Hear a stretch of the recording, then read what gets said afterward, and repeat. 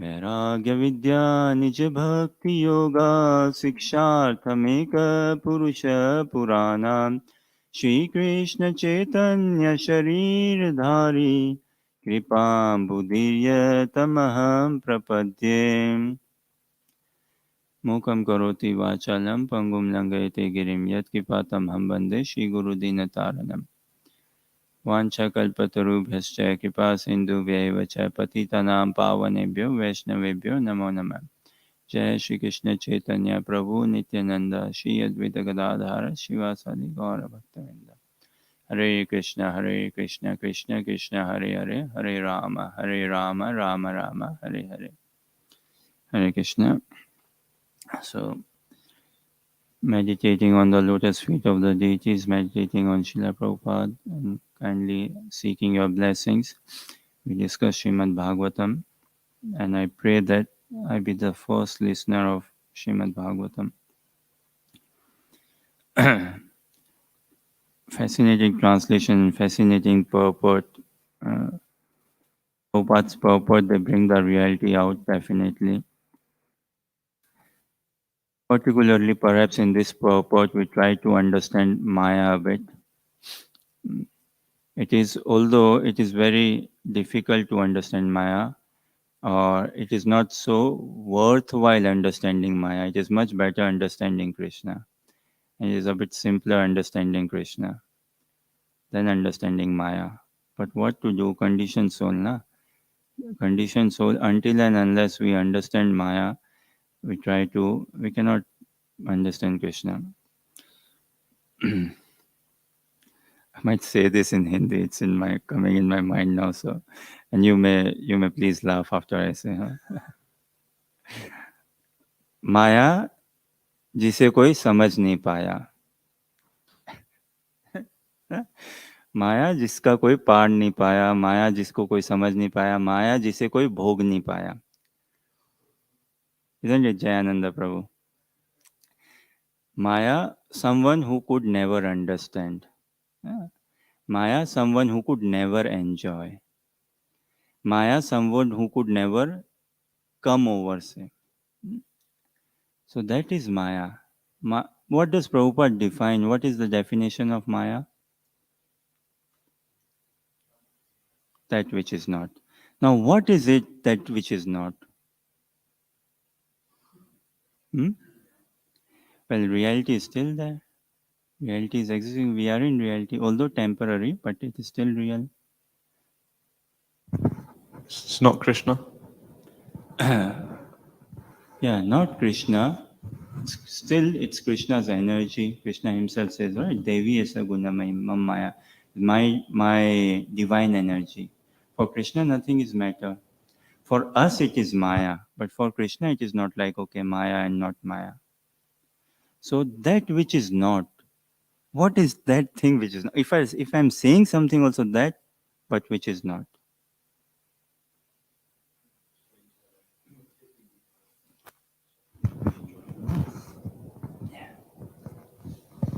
Taking our suffering to be enjoyment, very nice. Anymore, that which is not.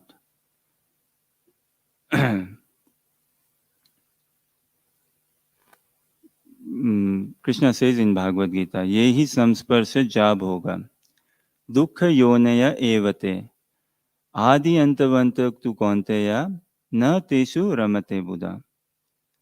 If Panchatattva Prep, if you do not know this verse, maybe should learn this verse. I think Panchatattva Prabhu knows though. So Krishna says Bhagavad Gita 5:22. ये ही samsparsha jab hoga. So by contact, samsparsh, by coming in contact with material objects and say, uh, um, and this is like since eternity. Dukkha yonaya evate. That what we see as a source of enjoyment is actually a source of misery. And look how beautiful Krishna is, how caring Krishna is. The best devotee care Krishna is giving to Arjuna, the best devotee care. By not humiliating or insulting him. Krishna says what? An intelligent person does not take delight in him. So Krishna is expecting what, Arjuna? To be intelligent. That you are actually intelligent. come up to that level. Not chastising or degrading or humiliating or condensating that, oh, you're such a fool, you are taking. No, not like that. Huh? That an intelligent does not take person does not take delight in it. That which has a beginning and an end. We do not take delight in something which has a beginning and an end, and which is a source of misery. Adi antavanta konteya na te suramate Buddha. So for us, we should not be taking delight in that. Now, Maya, what is Maya? That which is not. Then Prabhupada in his writings, in his teachings, he explains what? He gives very good examples. Mirage. What is mirage? What is mirage? Anyone here seen mirage? Jayananda Prabhu Panchatattva pe. Okay. Mirage, it can be seen like in desert place, and say walking or driving in desert place where because of the reflection of the sun, it appears that there is water there at a distance, and it looks like yes, there is water there, but that which is not. Now, a question: is it correct to say that there is water, like there is water in the mirage? What I'm seeing water in the mirage. Is it correct to say that yes, I see mirage, I see water in the mirage, there is water in the mirage?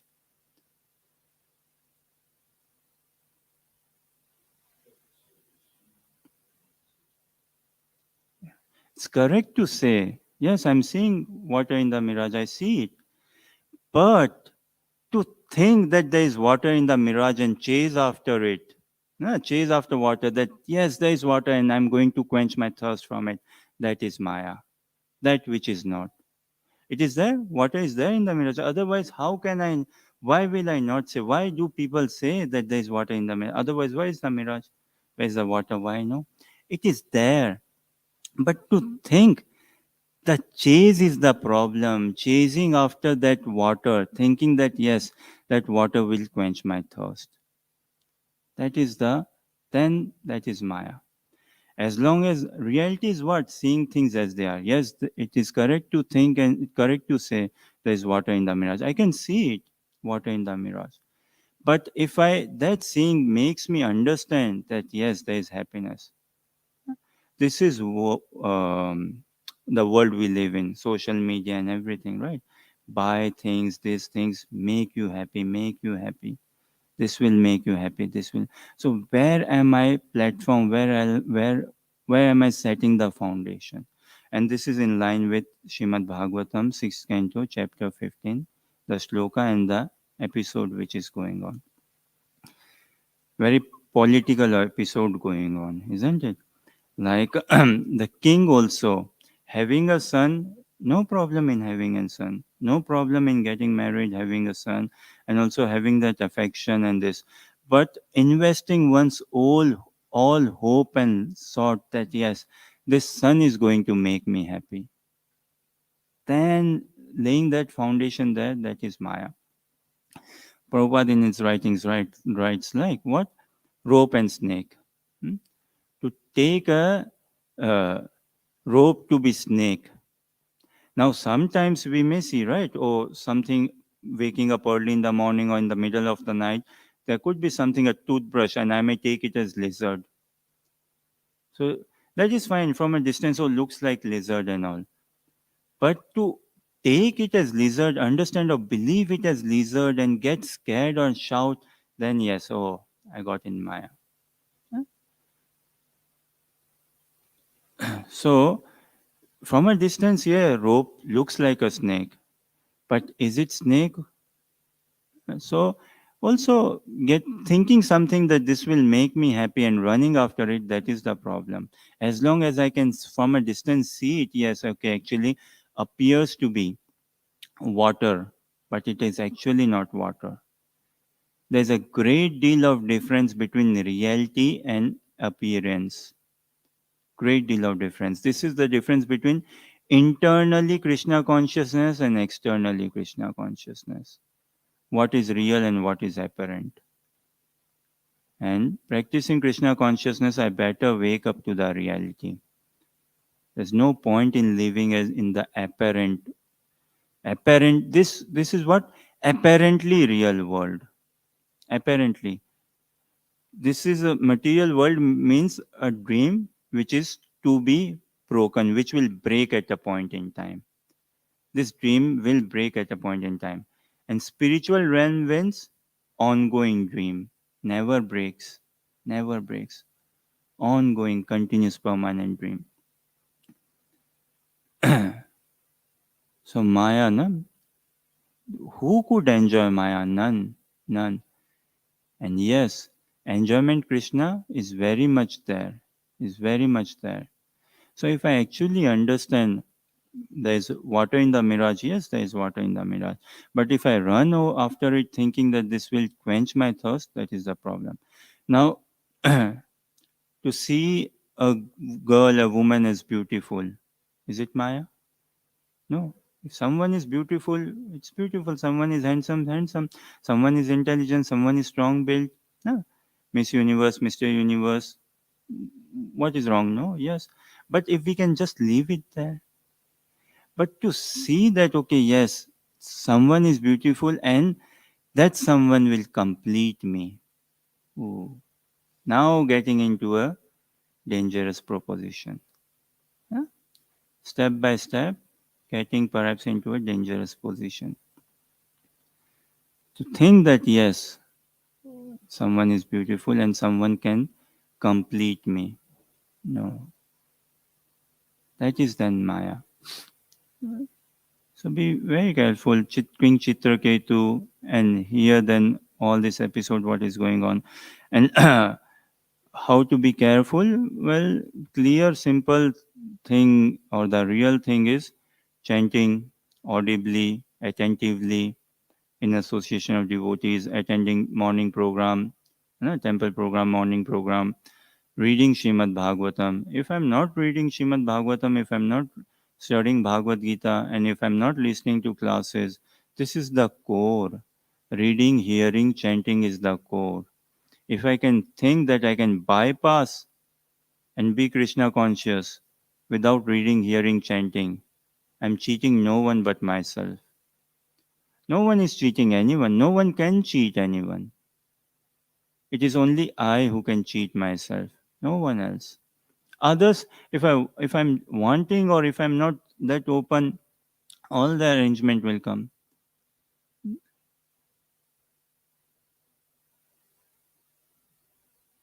In Srimad Bhagavatam, 11th canto, I believe, chapter 2, text 36, beautiful shloka. In the purport, nice detailed purport, a very nice purport by Prabhupada's disciples. In the purport, somewhere in between or towards the end, four, I think, things or four prayers are mentioned. One of which is what? Krishna, kindly help me see misery in sense gratification. How many of us actually pray like this? How many? Yeah. And forget, this is an assembly of sadhakas. This is an assembly of practicing Krishna conscious devotees, not an assembly of someone who has not yet found his shelter in Srimad Bhagavatam or Krishna. So someone could be religious, but does any religious person, how, how many religious person pray like this? Krishna, kindly help me see faults or miseries in sense gratification. Us sadhakas, we should pray for it, that help me see the miseries in sense gratification. So if we try to, and we shouldn't try really too much understand Maya, no. Just to some extent, more focus if I give on understanding Krishna, more focus if I can give on chanting the holy names, more focus if I can give on devotee association, reading, hearing, studying, then rest everything will appear. Krishna will make everything whatever is to be known and whatever is not to be known. I'm tiny anyways, I cannot afford to know. I cannot assimilate a lot, and I should not also assimilate a lot.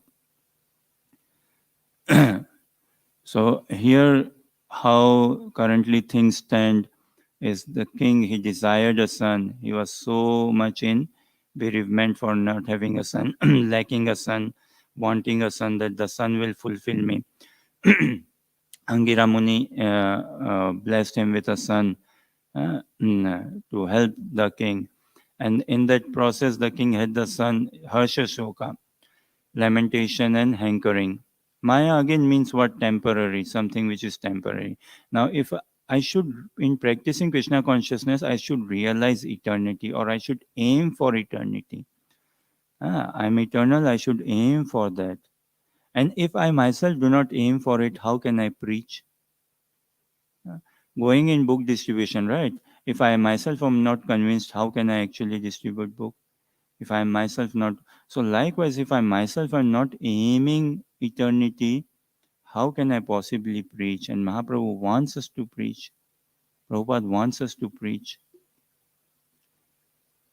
So aiming for eternity, not temporariness.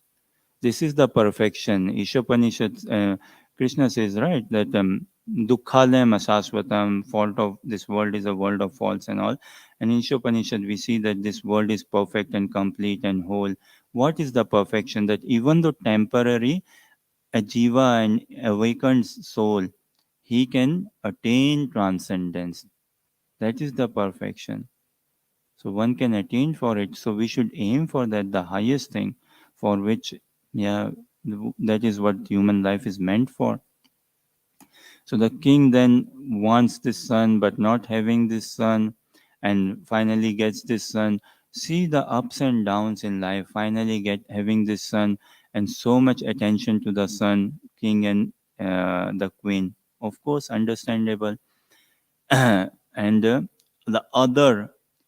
uh, other 10 million only wives the king had, only 10 million other wives, and they getting neglected. Now in their neglect, they poison the child. They poison the child. I'm not sure if we have come there, but sorry. And they poison the child. Now see what, one of the message, or what is the message from this pastime which we are reading so far? If anyone would like to share what is the message, there are many messages and of course many learnings and teachings. One one of the message I would say is not neglect someone's wife. It's very dangerous neglecting someone's wife. Shishikorantai Mayapursa Shiki Jai. I'm not saying from my personal experience, but maybe I've seen my father's experience. Yeah, that's my mom and dad, though. Yeah, very nice. So, one of the messages what? Do not neglect one's wife. Right? Do not neglect one's partner or girlfriend. And here, King Chitraketu, how far did he went? Minimum 10 million wives neglected. Wow, see. And what is that English, or there is a saying, right? What? Hell, woman, fury, something like that. Uh, so the curse coming. See, for a woman, her strength is what? Chastity. Chastity is a woman's strength. And that is the most powerful than any missile or anything. No, Anasuya was it through her chastity, in order to save her husband, she didn't let the sun rise because her husband was physically disabled, yet he wanted to enjoy a prostitute or another woman. I believe it was Anasuya. Huh? He wanted to enjoy another woman. And the wife, such a chaste wife, to fulfill the desire of her husband, okay, I am not capable to give joy to my husband. Huh? My husband wants to enjoy some other woman. Find my husband's enjoyment, and he she arranged. But somehow I won't go into the full story. Consider looking into time. Somehow the his husband was cursed like to die, before the sun rises. So Anasuya took this vow: I won't let the sun rise. Until and unless my husband is satisfied, I won't let the sun rise. She, through her power of chastity, she held up. Mahaprabhu writes this in Sishtastkam, Chaitanya Charitamrita, Antya Lila, chapter 20, towards the last, on the last shloka of Shishtastkam, that this is what surrender means, this is what it means, how to serve someone. So, on those lines, so again, coming neglect, yeah, very powerful. No one should be neglected, and especially in here, neglecting a woman, neglecting children, elderly, anyone in general. But King Chitraketu, what did he do? Messed it up, neglecting not one woman, neglecting 10 million women. Huh? Be careful what we tap into. Yeah, very, very careful. Prabhupada's teachings, they have to be understood. What is Prabhupada's teachings, his mood, his mission, not superficial.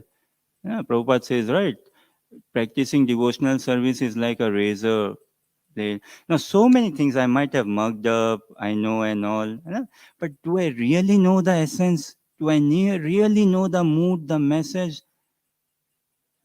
So that praying, that crying, that Prabhupada, what you have given to me, what you have given to me, so undeserving and giving me the highest thing, that would come about with crying, with praying. Prabhupada's expectations, especially for someone who is a, say, Indian body, Prabhupada has maybe more expectation. Prabhupada has expectations from us. What does he expect? That we read, we chant, we learn shlokas, we recite shlokas.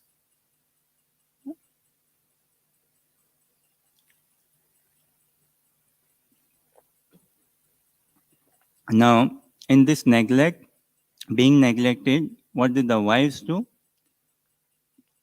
Poison the child.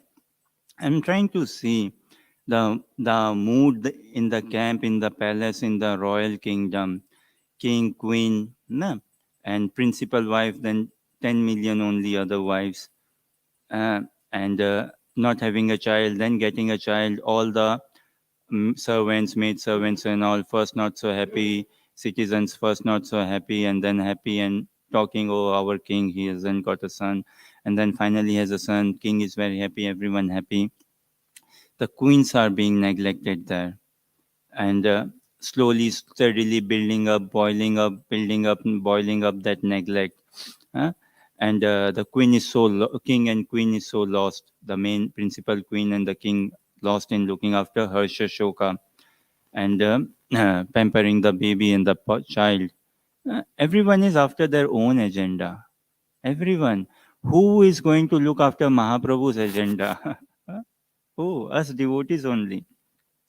So this is why I pray that if speaking Srimad Bhagavatam, if I can meditate on the lotus feet of the deities and be any, if I can be as less egoistic as possible, or become no egoistic, no personal agenda. If I really want to be in the personal life of Mahaprabhu, then I have to give up the personal agenda. Tame dui na samay. So personal agenda and this Krishna consciousness, they do not go together. No, Maya and Krishna do not go together. This is why no one has been able to enjoy Maya. But enjoyment for with Krishna is real and it is available. So if we can tolerate, if we can have patience, if we can take good guidance association. So we see the mood in the palace could be like the queens being neglected. Now the queens sharing friendship with each other. I could be a bit speculating here. So I could be a bit imagining here, but please grant me that permission. It could be at a material, applying my material logic, say, it could be that 10 million wives may not be very good friends with each other. Hmm. It could be like 10 million wives may not be very good friends with each other. I will just restrict it here myself. But in this instance, they might have all gone in cooperation. Another, what is that? Enemy's enemy is my friend, or something like that, they say, right?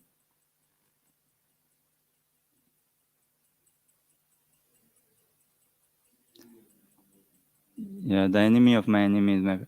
So it could be that the 10 million other queens may not be in very good friendship with each other. But in this instance, they all agreed, hmm, that okay, yes, this is where we handshakes, because we all have this being, we are feeling left out, and we have this common agenda. We want the king's attention. We are also queen. uh, why doesn't the king look after me, and all these things, and this all this pops up, slowly steadily builds up. When I forget my relationship with Mahaprabhu, then all this will pop up. But if I take things as an austerity, praying to Mahaprabhu, then yes, there is light, there is hope. I can internally, I will experience that thing. That this neglect is so good that Mahaprabhu is helping me for something bigger, something wanting me to come in his internal entourage.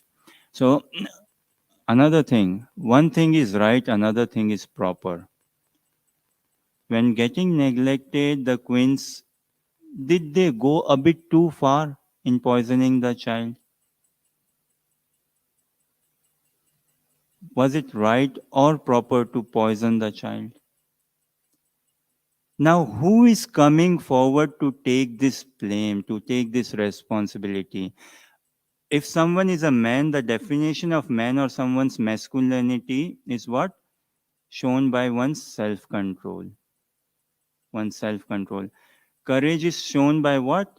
How much responsibility one takes of one's wrongdoing. Bhagavatam doesn't say that mistakes are not to be made. To err is human, right? If I am not going to make mistake, who is going to make mistake? Saintly personalities or demigods going to make mistake? No. Also, this doesn't give me the license to make mistake. Sadhaka is what? One who is making mistakes, one who makes mistakes, but who realizes that he has made a mistake. No. And pure devotee, one who doesn't make mistake. That doesn't mean grammatical mistake or mathematical mistake. Pure devotee, one who is completely taken shelter of Krishna, one who doesn't make philosophical mistake, or one who knows the highest subject matters.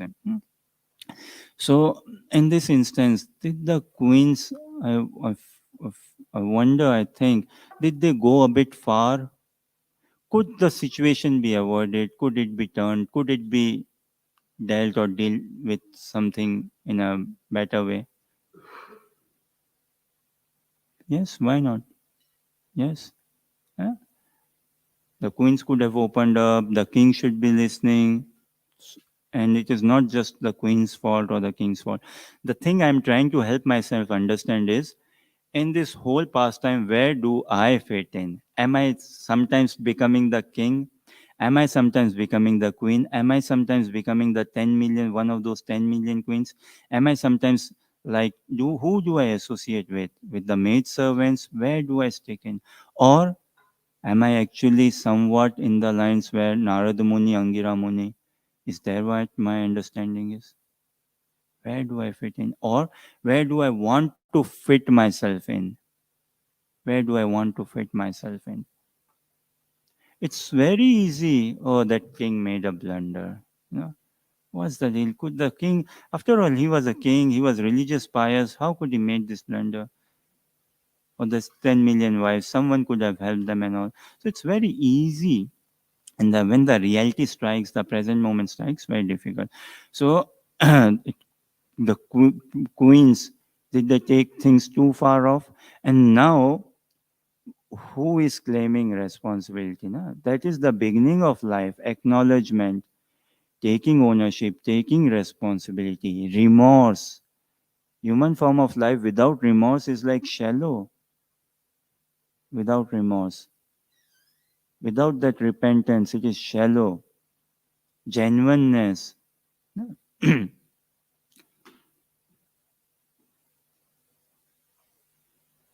So, yeah, the king has a role to play, the queen has a role to play, the 10 millions uh, queens have a role to play. Everyone has a role to play. And Narada Muni, Angira Muni, they are playing their role. And in this life also, I am playing a role. And what is the role I want to play? So one should be respectful of women. Women actually, they deserve even more higher respect than what we think of. We cannot offer even that respect actually to women than what they are capable, caliber of, what is their position and all. We struggle to understand the sanctity, say, of womanhood. Hmm? And men, someone in a man body, someone in a woman body as well. Woman body, someone in a woman body should also understand one's position and chastity and loyalty, say, and someone in a man's body. And life is not for casual fun. Life is not for cheap casual fun. See, here it could have been that the king and queen having power, position, could they be misusing the power, abusing the position? The 10 million wives, queens, could they be misusing the power position, exploiting and all? So life is not meant for that, at least for us sadhakas. Again, to err is human, but then how do we come out of it or how do we deal with it? Also, it doesn't give me any license to commit mistake. I will try to close perhaps here, but one last thing. Something is ignorance and another is cheating. Which is more lethal? One is ignorant, another is cheating. Cheating one can never do in ignorance. One can never do cheating in ignorance. Cheating is always in awakened state. This is why Janiya Suniya Vishakhainu. This is for whom? This is for me. This is not for someone who is not into Krishna consciousness. This is personally for me. Janiya Suniya Vishakhainu. Yeah. So one thing is ignorance. Perhaps the king was in ignorance. Perhaps the principal queen was in ignorance. But those 10 million wives, were they in ignorance or were they wanted to do this cheating? So ignorance is one thing. Krishna doesn't mind ignorance, okay. Ignorance can be understood. But cheating is something very difficult to take on board. Betrayal, loss of trust is very difficult to take on board. So, for us, practicing Krishna consciousness, three shlokas, three messages should always be in our remembrance. One is Naham vipra na cha narupati napi vaishyo na shudro Naham varni na cha grihapati navanasto yatirva Kintu prodyan nikhila paramananda purnamritabder Kopi bharto padakamalayur dasa dasanudasa. Had the king, queen, the principal queen, and those 10 million wives realize I'm Das Das Anudas, and if I realize Das Das Anudas, this is my position. Another message which I should be imbibing is Tatte anukampam susamikshamano bhunjanaivatmakritam vipakam हित्वाक्वपुर्भिर्विदधन् नमस्ते जीवेत ये मुक्तिपदे सिदाय bhav. That whatever is coming is my only sins, my wrongdoings, and I tolerate. I tolerate. The day I learn to tolerate, the kingdoms of heaven will be open for me. But if I do not learn to tolerate, if I do not learn to take ownership, responsibility, and lastly, Trinadapi Sunichena Tarorapi Sahishnuna Amanina Manadena Kirtaniya Sadahari. One should chant the holy name of the Lord in a humble state of mind, thinking oneself lower than a straw in the street. One should be more tolerant than a tree, devoid of all sense of false prestige, and should be ready to offer all respects unto others. In such a state of mind, one can chant the holy name of the Lord constantly. Now, to neglect a woman, wife, partner, girlfriend, or play around with someone's emotions. Here, some emotions are being played around, right? Playing around with a man's feeling or a woman's feeling, playing around with a supposed to be girlfriend's feeling, supposed to be boyfriend's feelings. In society, actually, it is someone has a boyfriend and a girlfriend, then also secretly another boyfriend or a girlfriend just for some chit chat, right? How many apps, how many dating platforms, and all are there? This is something asadhakas know. So having like a girlfriend, okay, it's my girlfriend, but okay, she's away, fine. Also simultaneously, no, no. Understanding, na. So not to play with anyone's feelings or emotions. If I remember these shlokas, these three messages, then help is there. I need not play with someone's emo, and I won't feel neglected. I will always feel nourished. One could well be living in jungle but yet be Krishna conscious and nourished. Yes, it is possible. It is possible. And we are blessed to be in Karuna Bhavan, in this association of devotees, where which is built upon book distribution and that preaching effort and all. Vrinda Devi, Shaligram Shilas. So, not to play with someone's feelings and emotions, men or, yeah, especially women. Another to end, like, again, I told, right? Mm, I've seen my dad neglecting my mom's say desires or wanting and all. Bless him, he doesn't. But just to add, say, uh, one of the maybe one or two best teachings my father passed me on as we were growing up, me, my sister, and my brother.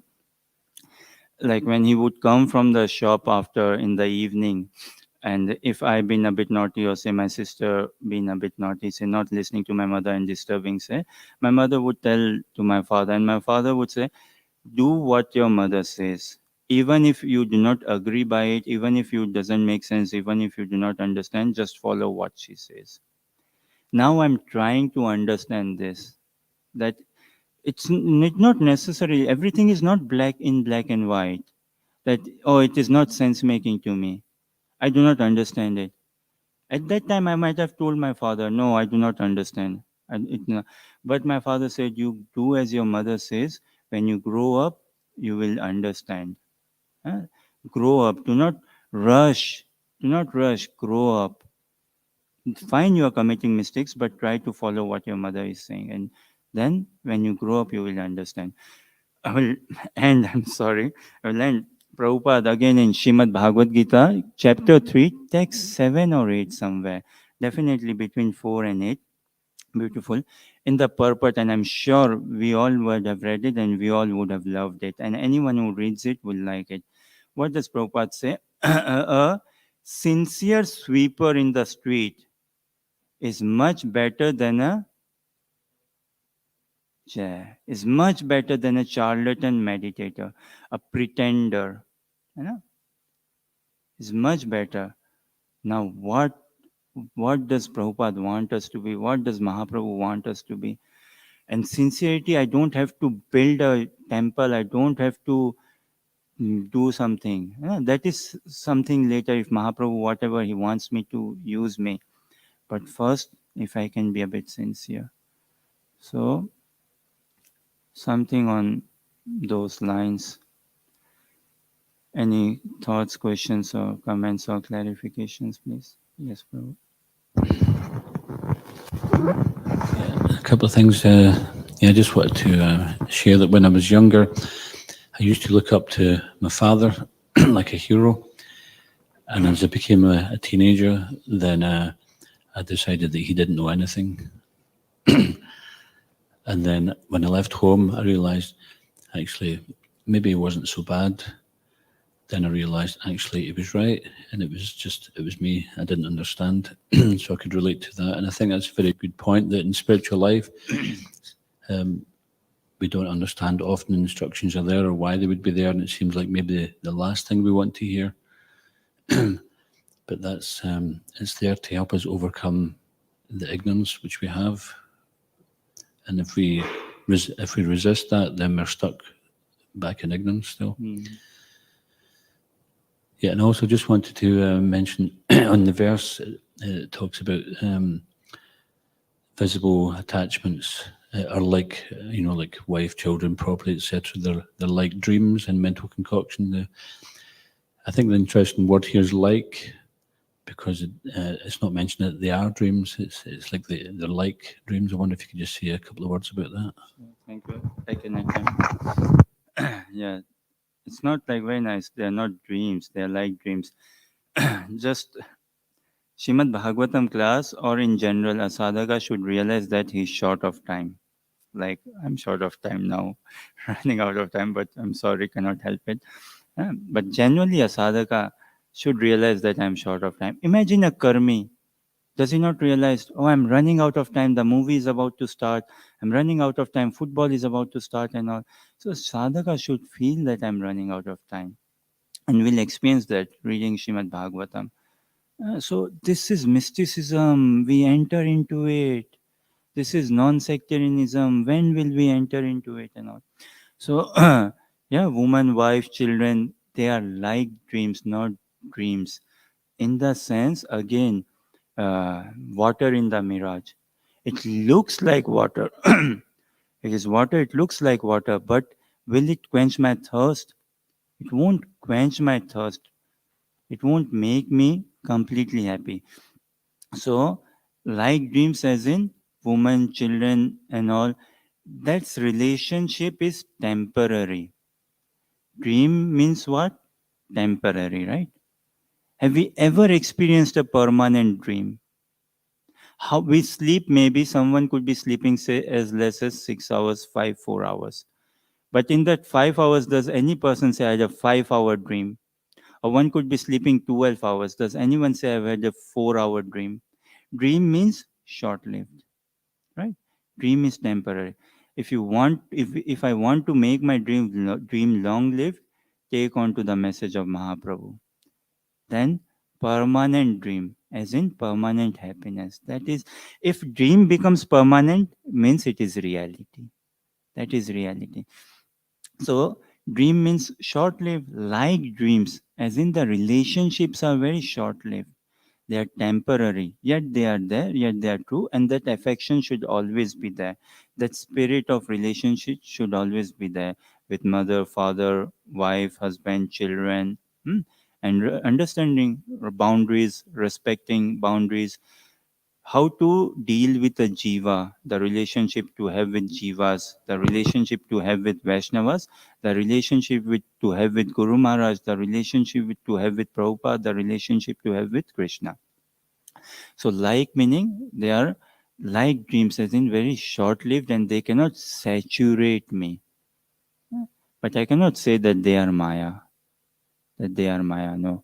Or wife is Maya, woman is Maya. Maya is very, the definition, it's so nicely Prabhupada given, but maybe I'm not reading books. I'm not associating with devotees. I'm not doing japa properly.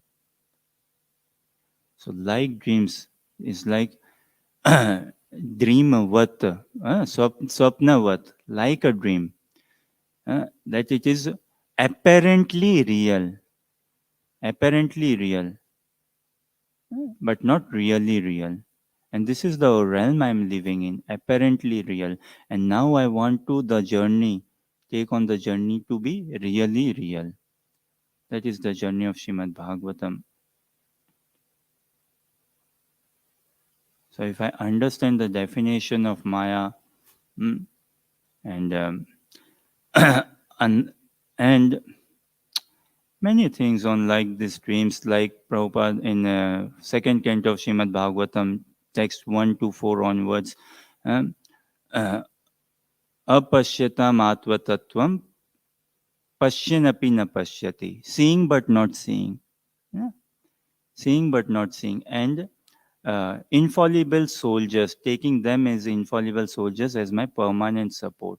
So that is what like dreams, that everyone is infallible, but if I hook on to that infallible taking to be the permanent, if that somewhat helps. So you were just saying, if you don't mind me, just carry on. Yeah, as a sadhaka, we should feel we're run out of time. And I thought it's a very important thing because in order to protect ourselves from Maya, well, we can't protect ourselves, but to get the shelter of Krishna, we have to feel a sense of urgency. Without that urgency, then we're just in the grip of the lower modes. And when you feel we're running out of time, whatever age we are, because padam yadvi padam, danger at every step, we don't know. We might think, oh, okay, I've got another 50 years to go. We may have another 50 minutes. And therefore, when they say a sannyasi, because Prabhupada said ISKCON is a movement of sannyasis or a movement of paramahamsas, which are even more so, when we wake up, the mood of a sannyasi is that today I will surely die. He's thinking like that because one of those days it will be true. And therefore he's preparing his mind that, okay, if this is the day when I'm going, then I better get my mind in check. So I think that's a very good point there, that a sadhaka realizes we're running out of time, because we realize if we're not a devotee, then we tend to think, even though, what is the most amazing thing? Say, sense enjoyment. Yudhishthira Maharaj Everyone is question. passing away, but he thinks, okay, I may not be passing away, or I have got life left. Kachanti Hayamalayam. Yes. That he sees death everywhere. Different species are dying every day. He's seeing it, but he thinks, I will not die. This is the most amazing thing. I think it was Yamaraj asked that question, wasn't it? Yes. Yamaraj asked this to Maharaj.